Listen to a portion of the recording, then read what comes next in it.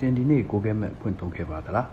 အဲ့ဒီ GPS ကအချိန်ချင်းကြီးမထားရင်တရက်ကို17ကီလိုမီတာကျော်လွဲနေမှာဖြစ်ပါတယ်။ဘာကြောင့်လဲ။အာကာသထဲမှာအချိန်ဟာကျွန်တော်ထင်တာတို့မဖြစ်ဘူးလို့အိုင်စတိုင်းကနှစ်ပေါင်း100ကျော်ကြာကပြောထားခဲ့ပြီးဖြစ်ပါတယ်။1905ခုနှစ်အိုင်စတိုင်းအသက်26နှစ်သာရှိသေးတဲ့အချိန်မှာသူ့ခေါင်းထဲမှာမေးခွန်းတစ်ခုပေါ်လာပါတယ်။ငါအလင်းနဲ့ရှင်ပြိုင်ပြင်းရင်ဗာမြင်ရမလဲ။ဒီမေးခွန်းတစ်ခုကနေသူတွေးရှိလိုက်ပါတယ်။အလင်းနှုံးဟာဘယ်အချိန်မှမဆိုတူညီနေမြဲဆိုတဲ့အချက်ကိုပါ။ဒါကြောင့်မတူညီတဲ့မြန်နှုန်းနဲ့တွားနေတဲ့လူနှစ်ဦးအတွက်အချိန်ဟာမတူညီပဲကုံဆိုးနိုင်တယ်ဆိုတဲ့ theory ဖြစ်ပေါ်လာစေခဲ့ပါတယ်။ဒါကိုသူ special relativity လို့ခေါ်ပါတယ်။ဒါပေမဲ့ဒီထက်ထူးဆန်းတာထပ်ရှိပါသေးတယ်။ အိုင်စတိုင်းကမြန်နှုန်းတင်မဟုတ်ပဲစွမ်းငင်အားပြင်းလေလေအချိန်ဟာဖြည်းနေလေဖြစ်တယ်ဆိုပြီးပါ။ဆိုလိုတာတောင်ထိပ်မှာရှိနေတဲ့လူဟာမြေပြင်မှာရှိနေတဲ့လူထက်အချိန်အနည်းငယ်ပိုပြီးမြန်ကုံဆိုးနေတယ်ဆိုတာဖြစ်ပါတယ်။ဒါပေမဲ့ GPS ဂျိုလူတွေဟာမြေပြင်ပေါ်ကနေကီလိုမီတာ2000မြင့်တဲ့နေရာမှာပတ်နေတော့ဒီကွာဟချက်ဟာတရက်ကို38 microsecond လောက်ဖြစ်နေပါတယ်။38 microsecond ဆိုတာတော်တော်နည်းရလို့ထင်ရတယ်မလား။ဒါပေမဲ့ချင်းကြီးမထားရင်တရက်ကို17ကီလိုမီတာကျော်လွဲနေမှာဖြစ်ပါတယ်